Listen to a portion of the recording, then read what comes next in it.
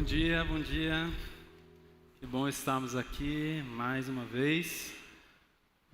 Tem muita gente com virose, né? Com a garganta ruim. Essa virose é uma virose daquela que gruda, chiclete, né? Eu não estou sentindo dor na garganta já há alguns dias, mas ainda uma sensação ruim. Então, de vez em quando eu vou ter que fazer o aqui, tá? Mas para dar uma limpada e continuar falando com vocês. E é uma alegria poder compartilhar da palavra de Deus, poder abrir a palavra de Deus nesse momento e conversar um pouquinho mais. A gente tem visto já há mais de um mês, conversado aqui, e a grande pergunta para nós é como nos tornarmos uma igreja irresistível. Ou como nos tornarmos uma igreja que atrai as pessoas e não afasta pessoas. Aliás, a igreja brasileira ela está com mestrado e até doutorando nisso, né? Em afastar pessoas. A gente dá um pouquinho uma navegada aí nas redes, a gente já percebe aí muito crente chato, né? Eu sempre digo isso, não se assusta se você está me ouvindo pela primeira vez, mas o que tem de crente chato é uma enormidade, né? É crente moralista, chato, que tudo é ruim, tudo é errado, tudo está errado. E aí nós temos uma igreja brasileira que infelizmente aparece bastante, que é uma igreja que afasta as pessoas e não atrai. Inclusive, recentemente eu vi algumas pessoas falando, né, que não devemos ser uma igreja que atrai as pessoas. E gente séria falando isso, falando que, olha, uma igreja que atrai as pessoas tem uma coisa errada. Bom, eu não sei em que sentido essas pessoas estavam falando, né? Talvez se no sentido de que é uma igreja que não prega o evangelho, uma igreja que só quer oba-oba, uma igreja que só quer fazer promessas e bênçãos e coisas assim, beleza. Mas, por outro lado, a igreja, sim, como Jesus, deve atrair pessoas. Jesus atraiu o tempo todo as pessoas para si. O tempo todo as pessoas estavam em torno de Jesus. As pessoas gostavam de estar em torno dele, né? De alguma maneira ele atraía. Mas atraía também aqueles que o odiavam, né? Os religiosos, principalmente na sua época, que não gostavam dele, mas sentiam alguma atração. Então ele sempre estava rodeado de gente. E eu acredito que a gente continua esse processo, a gente continua nesse sentido como igreja, aquilo que Jesus começou.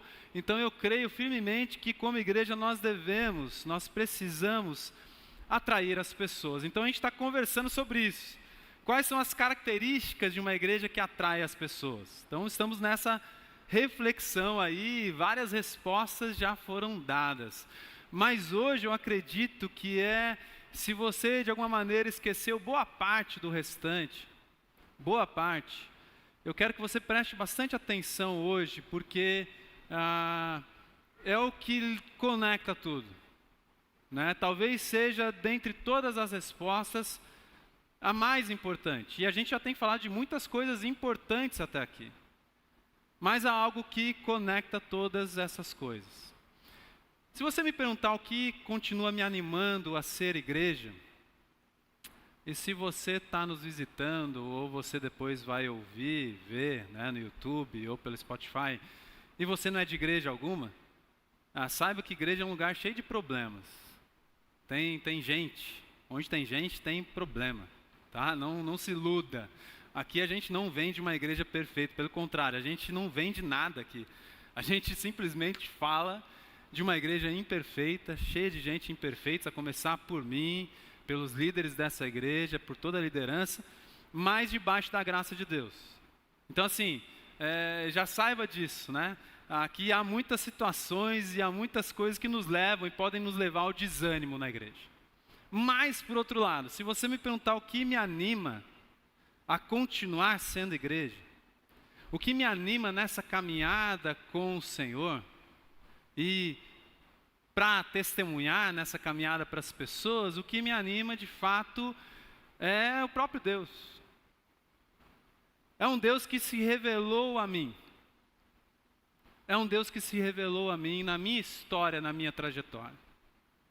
Um Deus que se revelou e continua se revelando a mim, e de maneira muito clara e presente, e me motivando a falar, a testemunhar, a viver para as pessoas e para que as pessoas possam perceber um Deus que se revela.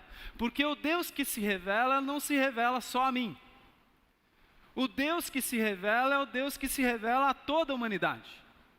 É um Deus que decidiu se revelar a toda a humanidade. E eu quero falar um pouquinho sobre isso com vocês.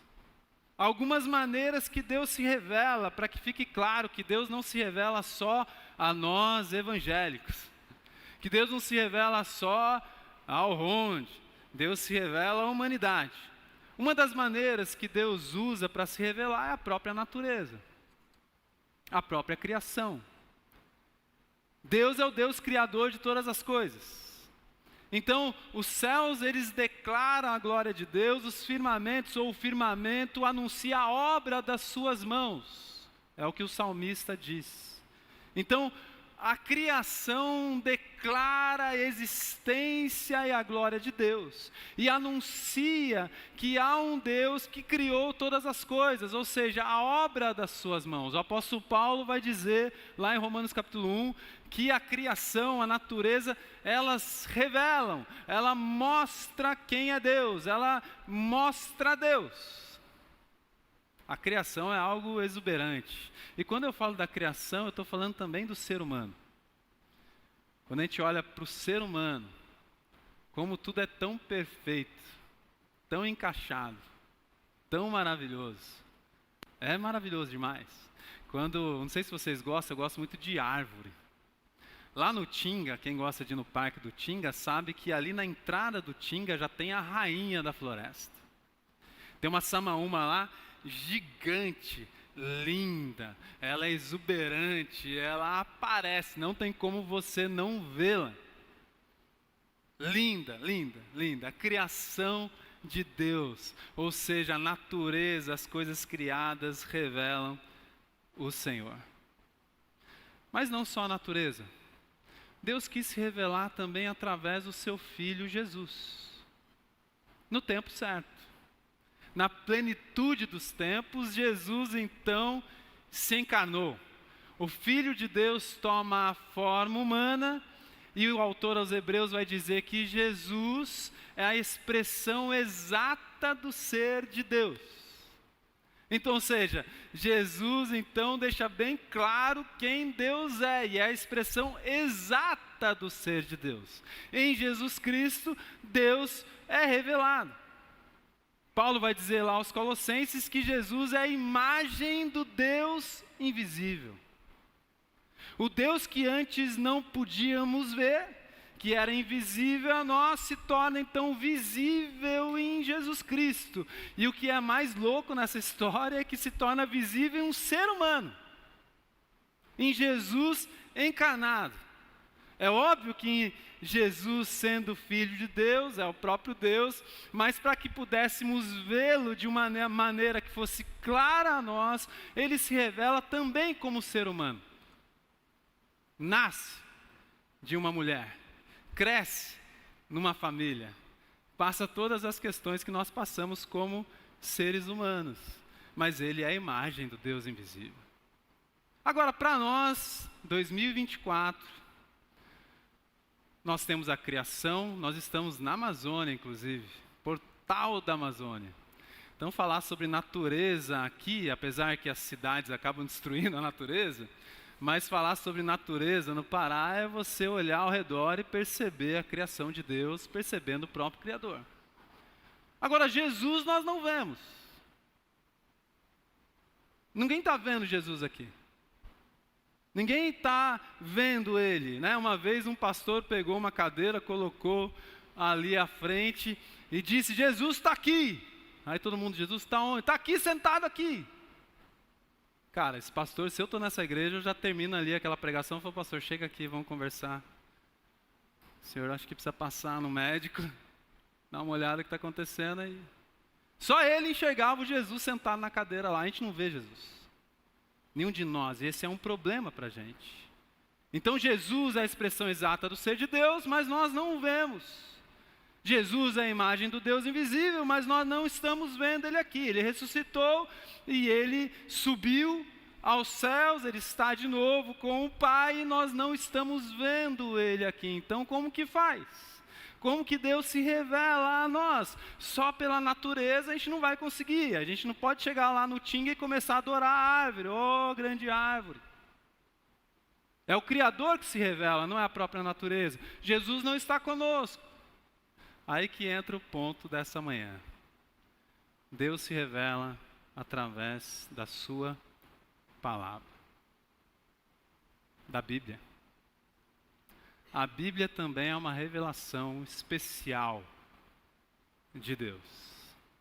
Deus se revela através da sua palavra. Por isso que a igreja lá em Atos 2:42 vai dizer que a igreja primitiva, né, a igreja no primeiro século, ela se dedicava de todo o coração ao ensino dos apóstolos, à comunhão, à oração e ao partir do pão. Esses eram os pilares da igreja ali. Mas já começa dizendo que ela se dedicava de coração ao ensino dos apóstolos. Os apóstolos haviam recebido do próprio Jesus seus ensinamentos, mas aquela igreja não tinha mais Jesus. Inclusive o livro de Atos começa dizendo que Jesus subiu aos céus, Jesus foi assunto aos céus. Então aquela igreja não tinha mais a presença de Jesus ali em carne e osso, como um ser humano habitando com eles, vivendo com eles. Não tinha mais isso. E por isso então, aquela igreja, ela se baseia, ela se dedica àquilo que os apóstolos que haviam convivido com Jesus passavam para eles. Então ali estava a dedicação, eles estavam pegando na fonte, daqueles que pegaram na fonte primária, os ensinamentos do próprio Jesus.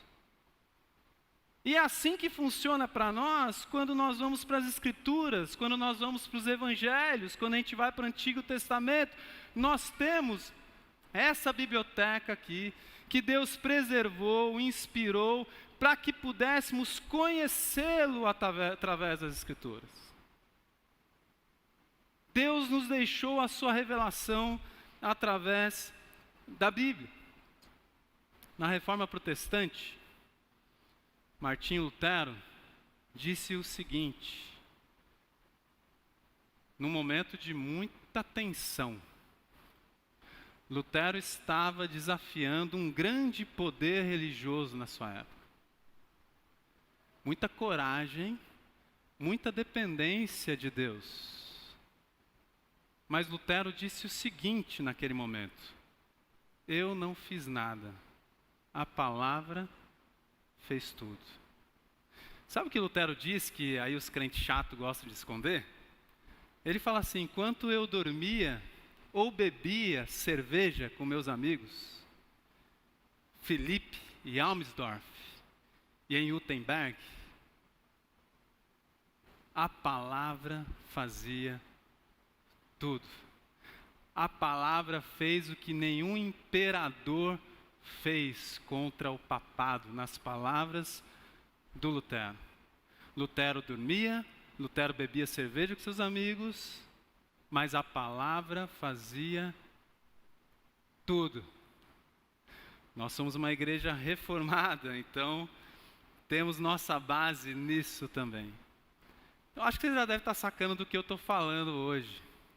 Qual é a característica de uma igreja que atrai as pessoas? E eu quero continuar conversando sobre isso com você. Mas quero já dizer, se você ainda não pegou, uma igreja bíblica. Uma igreja bíblica. Abre lá em 2 Timóteo, por favor. 2 Timóteo.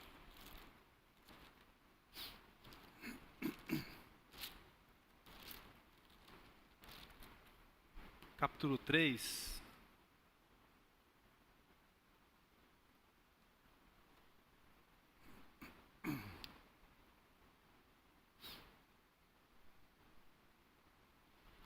A partir do verso 14.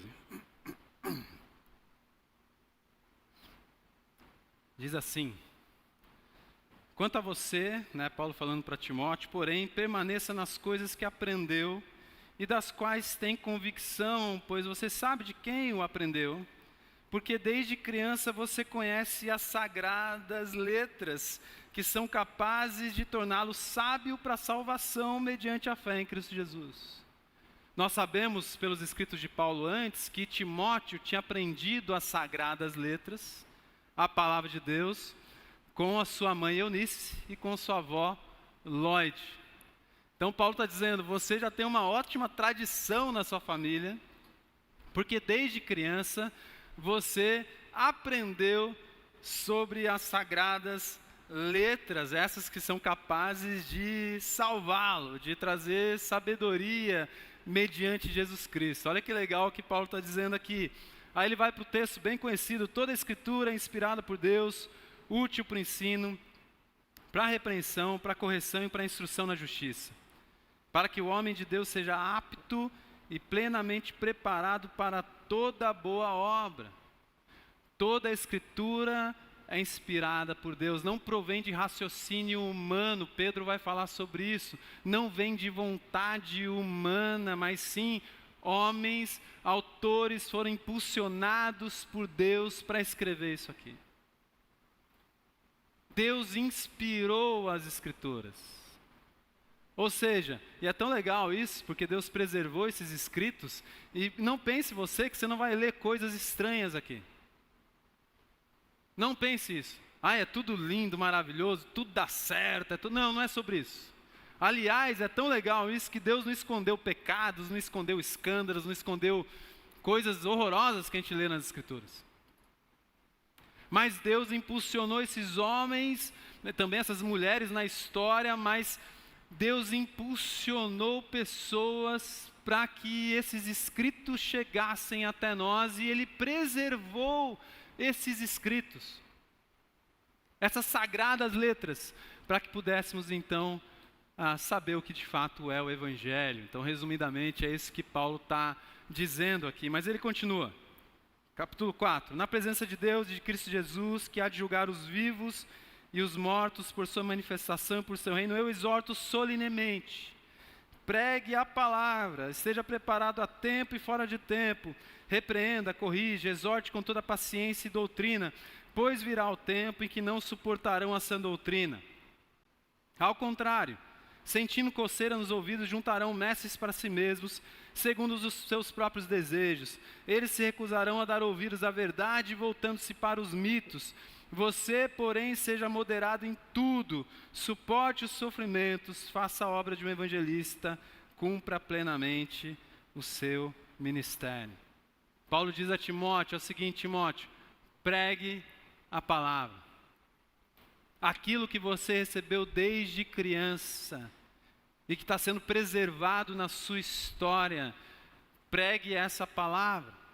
É o que no Novo Testamento nós lemos como sã doutrina ou doutrina dos apóstolos, aquilo que nós recebemos lá no início dos apóstolos, nós continuamos replicando então, passando esses ensinamentos de geração em geração, para que Deus seja revelado às pessoas. Por isso Paulo vai dizer, é importante, Timóteo, que você tenha algo claro, um propósito claro na sua vida. Pregue a palavra, quer seja oportuno ou não, pregue a palavra. E essa palavra chega até nós hoje. Nós buscamos aqui na Vide ser uma igreja bíblica, mas é preciso explicar o que é isso. O que é ser bíblico? De novo, porque há uma galera aí que em nome da Bíblia, em defesa da Bíblia, em defesa da fé, em defesa do próprio Deus, como se Deus precisasse de defesa, fala um monte de coisa, ataca as pessoas e dizendo que é bíblico. Então a gente precisa entender o que de fato é ser bíblico ou sermos bíblicos. E eu quero já dar uma chocada em você agora. Se você estava querendo pegar no sono, já dar aquela dormidinha da manhã, o Rafa já estava ali agora há pouco encostado, querendo cochilar. Mas agora acorda. O que é ser bíblico? Não é, eu quero começar pelo não é. Não é obedecer mandamentos. Não é obedecer mandamentos. Aí você já fala, caramba, esse pastor está muito louco de manhã. Falar que ser bíblico não é obedecer mandamentos. Eu estou minha vida inteira tentando obedecer esses benditos mandamentos. E aí esse cara vem e fala que ser bíblico não é obedecer mandamentos. Sabe por quê? Porque isso é reduzir as escrituras. Isso é reduzir as escrituras no pode ou não pode. Quando a gente busca obedecer mandamentos, a gente fica, isso pode, isso não pode, crente pode isso, crente pode aquilo. Eu sou da época que meu tio era revoltado, porque na igreja da minha avó, e eles moravam na praia, imagina só, na praia, né? E eles eram surfistas, né? Pô, caiçara de praia. E na igreja da minha avó, meu tio queria ficar firme na igreja. E eu cheguei numa época lá que ele estava revoltado, porque na igreja da minha avó não podia jogar bola na praia. Era proibido jogar bola na praia, porque a praia é um lugar de coisa ruim. De promiscuidade. E jogar bola, então, é um negócio que não é de Deus. Jogar bola é uma coisa do capeta. A bola é o ovo do capeta, diziam essa galera antigamente. E eu não sei o que quer dizer isso. Capeta bota ovo. E a bola é o ovo, né? Do capeta. Enfim, a gente reduz o evangelho no pode ou não pode. Crente pode beber? Crente não pode beber? Crente pode fazer tatuagem? Crente não pode fazer tatuagem? Crente pode deixar cabelo comprido? Eu e meu irmão, uma época na igreja, nós nos revoltamos. A gente era adolescente, a gente queria deixar o cabelo comprido e o pessoal não queria deixar na igreja. Nós deixamos mesmo assim. E uma senhorinha chegou para o meu irmão e falou assim, você não sabe que na Bíblia está escrito que é desonroso para o homem usar cabelo comprido? Aí meu irmão já de bate pronto falou, no mesmo texto, a senhora andar um pouquinho mais para frente, vai dizer que para a mulher usar cabelo curto é desonroso. E ela tinha o cabelo mais curto. Bíblico. A pergunta é o que é ser bíblico? Precisamos ter calma aqui. Não reduzir o evangelho. Tem uma história lá em Mateus 19, depois você pode ler com calma. Um homem rico chega para Jesus. E ele chega com a seguinte pergunta, Senhor, mestre, né, na verdade, mestre, bom mestre, o que eu faço para herdar a vida eterna? O que eu faço para fazer parte desse reino? Jesus, sabiamente, responde para ele, guarda os mandamentos. Olha que resposta interessante. Guarda os mandamentos. Aí ele pergunta para Jesus, mas quais mandamentos eu devo guardar?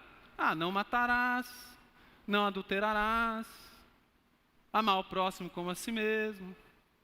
Jesus cita alguns mandamentos para ele. Aí ele fala, mestre, desde pequeno eu obedeço esses mandamentos. Ele obedecia os mandamentos. Se ser bíblico é obedecer mandamentos, esse cara era um cara bíblico. Se a nossa relação com Deus está na base da obediência aos mandamentos, esse cara tinha uma relação com Deus. Porque ele disse que obedecia. Aí Jesus fala para ele o seguinte, então beleza. Meio caminho andado. Faz o seguinte então. Volta para casa, vende tudo que você tem, dá aos pobres, e aí você volta e me segue. Aí esse cara, diz o texto, a narrativa, que ele volta triste para casa, porque ele tinha muitos bens. Então, a relação com Deus, ou sermos bíblicos, não é sermos obedientes aos mandamentos, porque esse homem, ele não continuou a sua relação com Jesus Cristo. A nossa relação com Deus não está baseada num contrato de obediência. Divide na tua mente aí, uma esfera aqui. A nossa relação com Deus na base de um contrato. um contrato de submissão e obediência. E poderíamos acrescentar que nesse contrato de submissão e obediência, somos motivados pelo medo. Porque ai de mim se não obedecer a Deus. Ai de mim se eu cair nas mãos do Senhor por não estar obedecendo Ele, porque quem não obedece o Senhor está perdido. Então eu tenho medo desse Deus. É um contrato. Mas do outro lado, você pensa numa esfera aqui, onde a minha relação com Deus, a sua relação com Deus, não está baseada num contrato, mas numa parceria. Uma parceria de amor e de amizade. Uma parceria de amor e de amizade. E aqui não há medo, há confiança. Porque é uma parceria. Não é, diferentemente daqui, alguém de cima que subjuga, que comanda, que manda alguém de baixo, e o de baixo obedece, porque tem juízo. Manda quem pode, obedece quem tem juízo. Eu ouvi, escutava muito isso da minha mãe. Manda quem pode, obedece quem... Medo. Medo. Aqui não. Aqui, parceria. Sabe por que eu estou falando isso para vocês? Porque esse é o entendimento de algo muito importante que corre toda a Escritura, desde o Antigo Testamento até o Novo Testamento, que é a questão da aliança de Deus com a humanidade. A berite de Deus, a aliança de Deus com a humanidade. No Antigo Testamento, principalmente, era muito comum várias alianças. Por exemplo, quando um rei muito poderoso subjugava um outro reino, pelo seu poder bélico, o seu poder, enfim, político, ele podia fazer uma aliança com outro rei, mas a aliança era o seguinte: olha, manda quem pode e obedece quem tem juízo.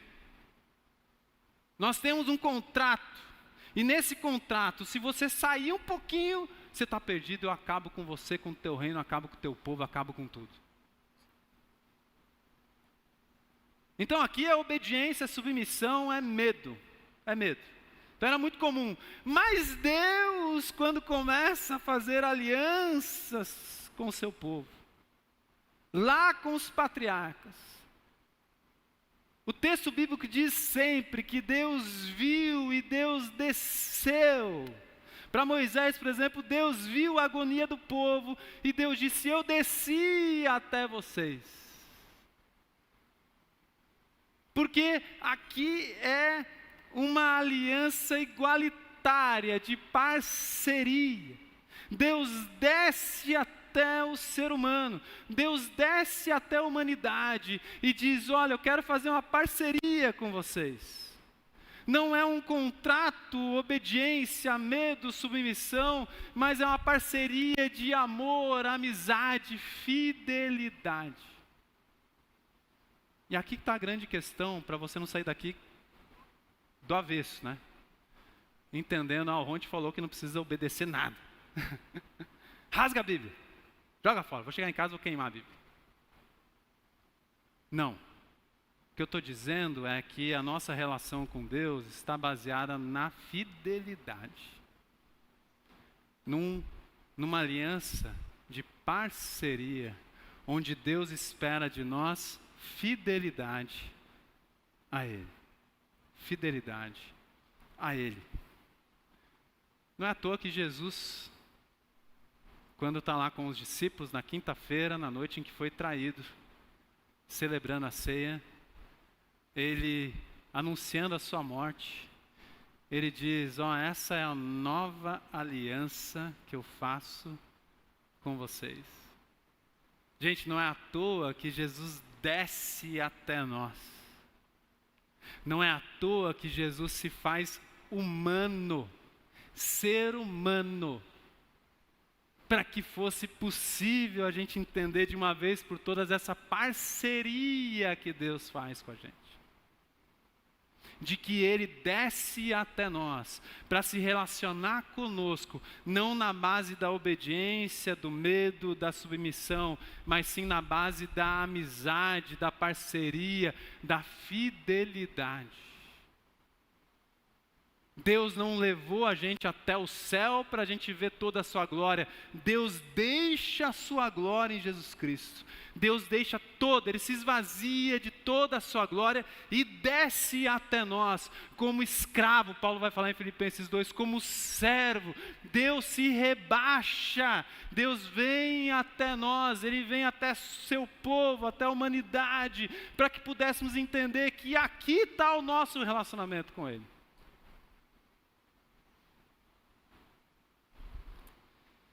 A relação com Deus, então, não é uma relação de obediência, e sim de fidelidade. É uma parceria.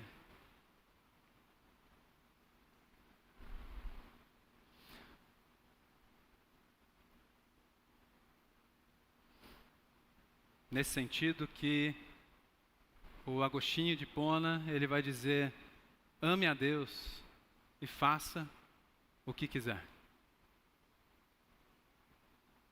Que é uma frase tão difícil da gente entender às vezes. Nós que estamos aqui, condicionados nisso aqui. Mas o que o Agostinho de Hipona está dizendo é: se você, se eu, se nós amamos a Deus, nós temos a liberdade e iremos fazer aquilo que agrada o Senhor. Nós seremos fiéis a Deus. E ser fiel a Deus aqui nesse sentido não é pesado. Agora, tentar ser obediente a Deus aqui nessa dimensão é pesado demais. Isso aqui acaba com a gente. Isso aqui uma hora vai te levar para fora de qualquer comunhão, com qualquer igreja, com Deus. Você vai ficar revoltado aqui. Revoltada. Mas aqui não é pesado. E é tão legal a gente pensar nessa parceria, porque Deus sabe que a gente é imperfeito. Deus fez aliança com Abraão. Olha, vai ler quem é Abraão nas Escrituras. Com Isaac, Jacó. Vai olhar quem são esses caras nas Escrituras. O tanto de pecado e defeitos. Deus foi fazendo alianças com Moisés. Deus fez aliança com Davi. Tudo gente tranqueira que nem a gente. Se nós nos compararmos com Deus, um Deus que é santo, que é perfeito. Então Deus sabe quem nós somos, mas Ele decidiu, Ele quis se revelar a nós. E Ele quis que nós entendêssemos como é a relação com Ele. E nesse sentido eu digo a você, uma igreja bíblica não é uma igreja que está vivendo isso aqui, gente. Parece que é. Parece, há muita arrogância gospel aqui, mas não é, e isso aqui afasta as pessoas, isso é um peso. Jesus no seu tempo disse: olha, vinde a mim os que estão cansados e sobrecarregados, e eu vou dar descanso para vocês. O cansados e sobrecarregados tem a ver com esse sistema aqui. Com a pregação desse sistema aqui, que não é uma relação com o Senhor. Aquilo ali é uma relação religiosa, como qualquer outra religião.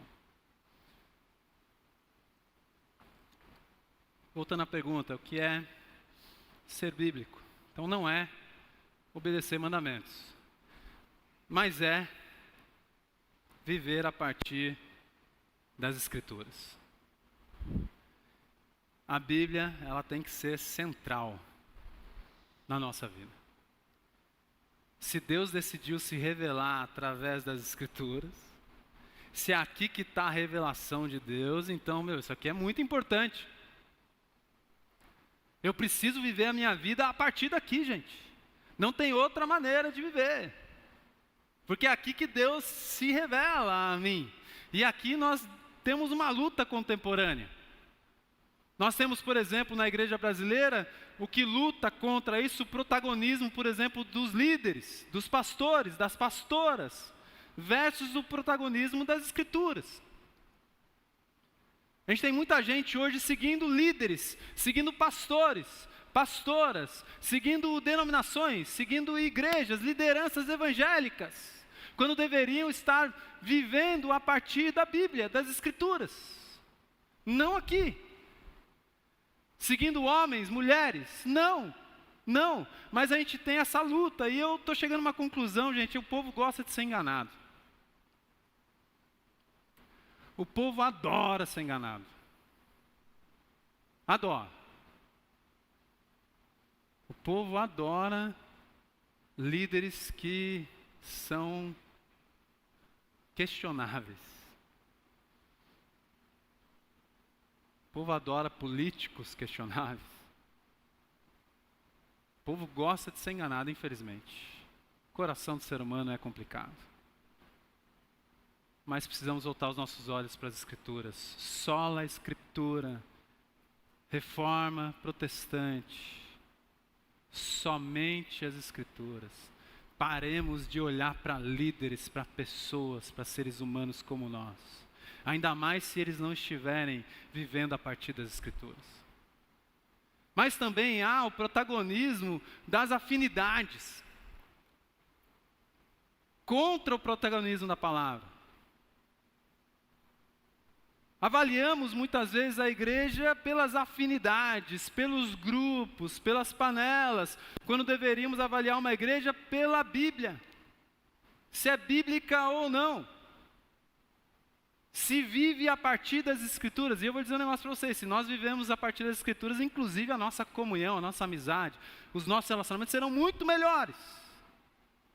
Muito melhores. Mas há essa briguinha ainda em relação às afinidades.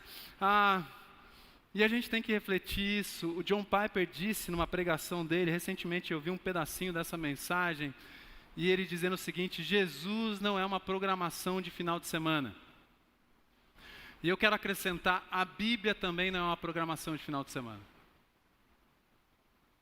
Se você se diz seguidor de Cristo, seguidora de Jesus, mas não estuda as Escrituras, tem uma coisa muito errada. De novo, nós não estamos vendo Jesus, Ele não está aparecendo aqui para a gente, Ele não anda com a gente aqui, nós não convivemos com Ele, nós temos a palavra de Deus como revelação dEle. E quantos de nós passamos a semana sem ler um trecho bíblico? Sem refletir nas Escrituras? E ficamos nos alimentando de besteira na internet muitas vezes. De falatório, sem Bíblia sendo pregado. E a gente se apega àquilo. É o que Paulo disse a Timóteo: olha, a galera está com coceira nos ouvidos aí. Querem ouvir o que querem ouvir. A Bíblia não é uma programação de final de semana. Vamos fazer um acordo? Vamos fazer um acordo, a gente aqui, David? Não comeremos comida alguma se não lermos a Bíblia naquele dia. Aí a gente só come no domingo. A gente vai ter que aumentar bastante o café da manhã aqui. O pessoal da banda, eles comem bem. E eles estão no horário. Então eles têm toda a razão. Então eles chegam no horário, 10 horas está o café ali, e eles comem tudo que eles vêem pela frente. Porque eles precisam estar alimentados para cantar bem. Eu acho que era o contrário, mas é isso. Então aí, recepção também estava aí. Mas imagina a gente ficar a semana inteira sem comer, e aí a gente vem no domingo comer aqui. A gente faz isso? Alguém está fazendo isso? Alguém se relaciona assim? Ou você fica muda e surda a semana inteira na sua casa, e depois você só vai conversar no domingo aqui com a sua família? Com a sua esposa, com o seu esposo. A sua relação durante a semana vai ser de silêncio absoluto. Alguns tenham gostar, né, por um tempo. Mas não é assim que funciona. Nós precisamos viver a partir das Escrituras. Uma igreja sem a centralidade das Escrituras é uma igreja onde acontecem muitos abusos. Muitos abusos. Recentemente a esposa do Rodolfo Abrantes, né? Rodolfo já há tanto tempo aí na caminhada cristã, pós-Raimundos. Eu sou um adolescente, era um adolescente, né? Vivendo a minha adolescência, gostava muito de Raimundos. Podem me julgar. Tinha muita letra estranha que eu sei até hoje. Tinha letra boa também. Curtia muito. E aí o Rodolfo conhece a Cristo, muda, né? Há muitos anos isso. E recentemente a esposa dele denunciou a igreja que eles fizeram parte, mas que não fazem parte desde 2011, 2012. E aí ele veio em público falar sobre isso. Uma igreja que é abusiva, que abusa das pessoas. O que mais nós temos, inclusive em Belém, são igrejas que abusam das pessoas. Por quê? Porque não vivem a partir das Escrituras. Vivem a partir dos líderes. Vivem a partir da visão de um líder ou de alguns líderes. Isso não existe, gente. Isso não é de Deus. Não é assim. Então, uma igreja que não tem a centralidade das Escrituras, ela é uma igreja onde vai ter muitos e muitos abusos. Não tenha dúvida disso. E é muito triste. Para concluir, gente, tenho tentado ser prático, mas Paulo deixa então para a gente algo bem prático. Ele diz a Timóteo, como eu já disse aqui, né, no capítulo 4, versículo 2, pregue a palavra. A gente poderia acrescentar que o pregue a palavra ali é pregue e viva a palavra. Que é esse o sentido que Paulo está dizendo. Seja oportuno ou não, viva a palavra. Pregue a palavra. Em todo momento, pregue a palavra. Esse é o propósito de vida. Isso é bem prático para a gente também. Vivermos e pregarmos a palavra. Vivermos a partir das Escrituras, que ela seja central na nossa vida. Lá em casa eu sempre converso com o Rafa. O Rafa é muito inteligente, mas o Rafa está numa fase que ele fala que não gosta de ler. Aí eu falo, e a Aline adora ler, aí eu falo, Rafa, aí lascou. Por que lascou? Porque, cara, Deus resolveu se revelar a nós através das Escrituras, a gente precisa ler. A gente tem que ler. Então não tem como eu viver a palavra se eu não ler, se eu não estudar, se eu não refletir, se eu não parar momentos do meu dia para reflexão na palavra. Já citei isso aqui, mas não canso de citar. Uma vez perguntaram para o Dr. Russell Shedd, já falecido, um pastor querido, um teólogo fenomenal, um rapaz numa conferência falou, pastor, eu trabalho demais. Meu tempo é muito corrido, eu trabalho até de madrugada, acordo muito cedo, eu não tenho tempo para ler as Escrituras, o que eu faço? Dr. Russell Shedd, com aquela sabedoria, já velhinho, olhou para aquele homem com compaixão nos olhos e disse, acorda mais cedo. Próxima pergunta. Simples. Simples, precisamos viver a partir das Escrituras, viver e pregar a palavra. Mas eu quero te convidar a abrir rapidinho Atos 28, o último versículo de Atos. Atos 28, último versículo de Atos.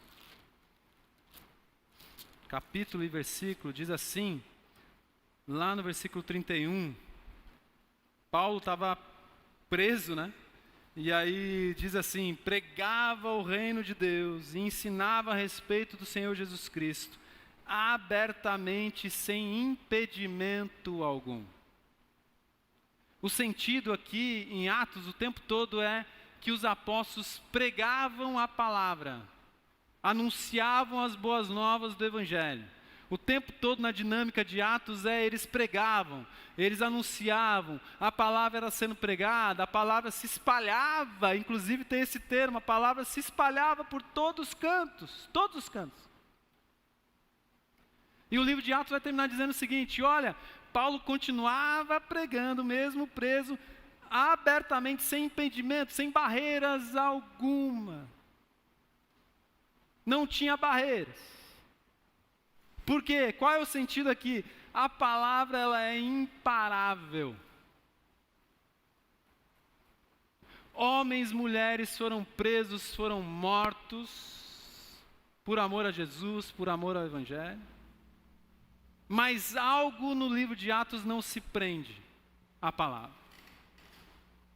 ela continua se espalhando, ela continua sendo pregada, sem impedimento algum. Pode prender as pessoas, podem nos prender, a palavra continua se espalhando e sendo pregada abertamente, sem impedimento algum. Ela é imparável, imparável.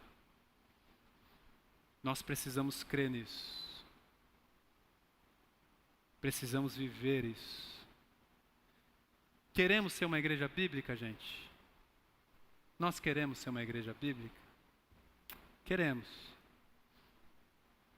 Então precisamos viver a partir da palavra de Deus.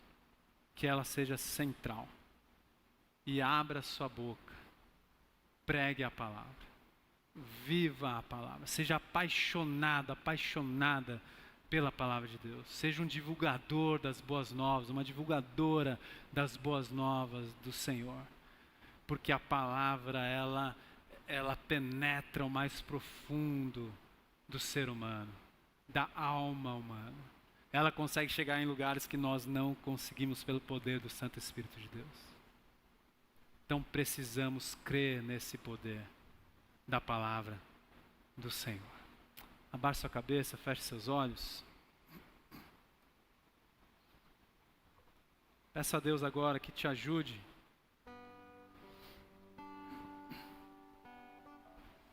que nos ajude. Talvez você tenha ainda dúvidas sobre a palavra de Deus. Tentei esclarecer aqui, mas o tempo é rápido. Talvez você tenha dúvidas nessa relação com Deus através da sua palavra. Mas eu quero que você entenda o seguinte. A própria palavra de Deus diz que Ele amou o mundo de tal maneira que deu seu Filho unigênito, para que todo aquele que nele crê não pereça, mas tenha a vida eterna. A palavra de Deus, resumidamente falando, é uma carta de amor a você e a mim. Ela revela um Deus que ama, um Deus que acolhe, um Deus que recebe você e eu sem impedimentos.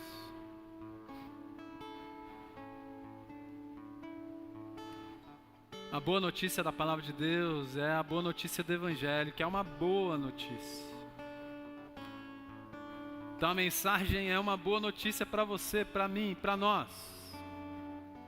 De um Deus que nos aceita em Jesus Cristo, seu Filho, que morreu por nós na cruz do Calvário.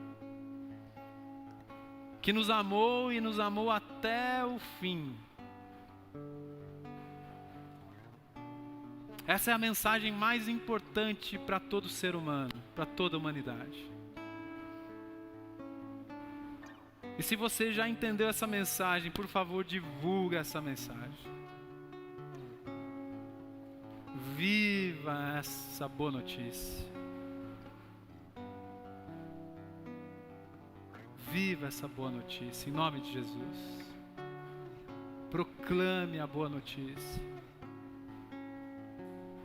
Que seja o propósito da sua e da minha vida. Gente, nós estamos em lugar seguro, nós estamos na rocha que é o próprio Senhor Jesus. E nós temos a sua palavra que é central na sua igreja.